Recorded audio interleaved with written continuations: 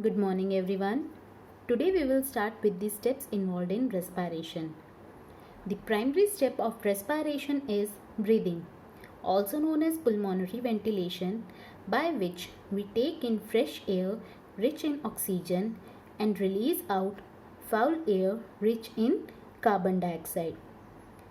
Then diffusion of gases take place across the alveolar membrane in the alveoli of the lungs. Now, the blood, which is rich in oxygen and have low carbon dioxide, is transported to the different parts of the body. Now, in the tissues, diffusion of oxygen and carbon dioxide take place with blood.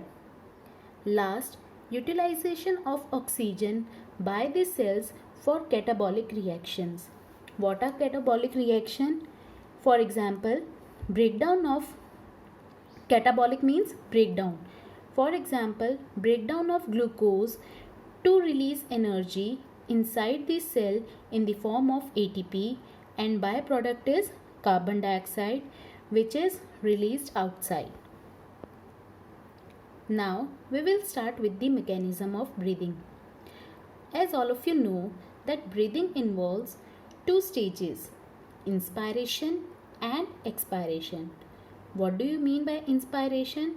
The process by which we take in fresh air, and expiration by which we release out alveolar air rich in carbon dioxide. Now, the movement of air into and out of the lungs is carried out by creating a pressure gradient between the lungs and the atmosphere. Now, what do you mean by pressure gradient? Two words, pressure gradient. Pressure gradient is a physical quantity that describes in which direction and at what rate the pressure increases the most rapidly around a particular location. This term will be clear later on. Simply you have to remember that it describes in which direction and at what rate the pressure will increase. Now there are two stages of breathing, inspiration and expiration.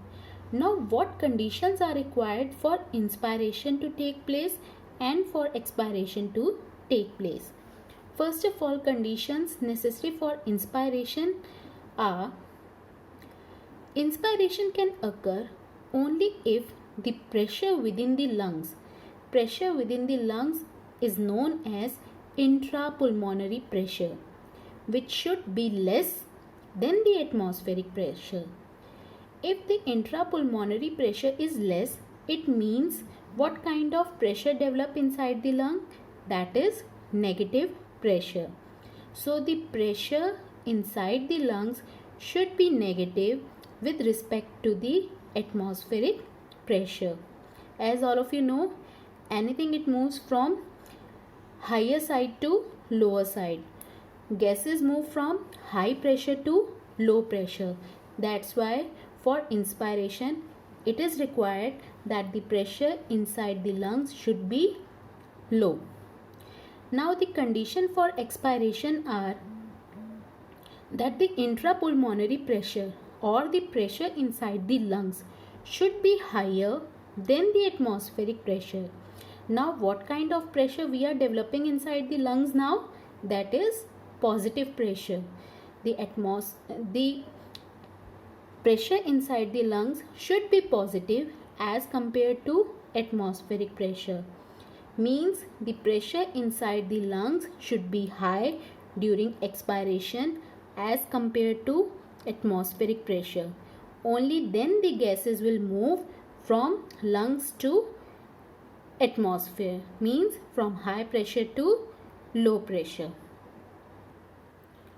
During inspiration, it means that the lungs expand so that the air can be accommodated, and during expiration, contraction of lungs take place to release out the air.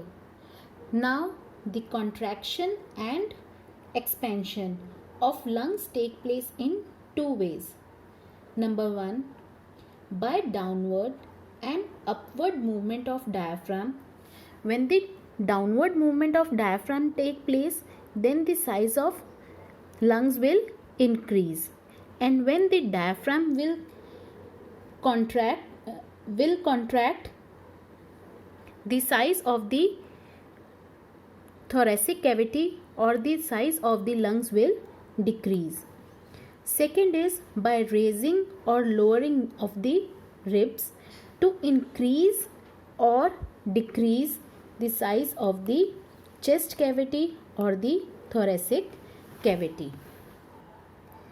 The upward and downward movement of the diaphragm take place with the help of muscles known as the diaphragm muscles or phrenic muscles. PHRENIC, phrenic muscles. And raising and lowering of the ribs. Raising and the lowering of the ribs take place with the help of muscles known as external intercostal muscle. When external intercostal muscle contract, ribs and sternum move outward. When external intercostal muscle relax, ribs and sternum moves to the original position. And when the ribs and sternum return to its original muscle, second set of muscle known as internal intercostal muscle, they contract to bring the ribs and sternum back to their original